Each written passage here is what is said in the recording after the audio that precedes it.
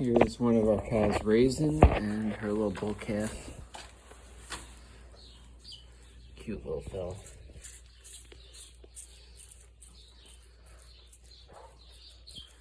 Breakfast time.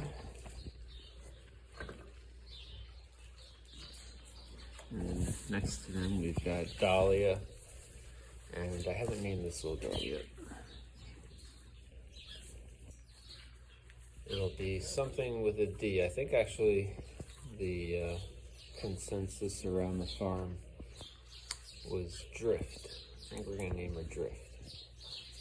Dahlia and Drift. Because you were born in a snowdrift. Frozen to the ground.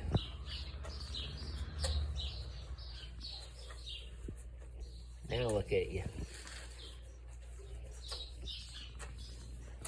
Can you see the resemblance?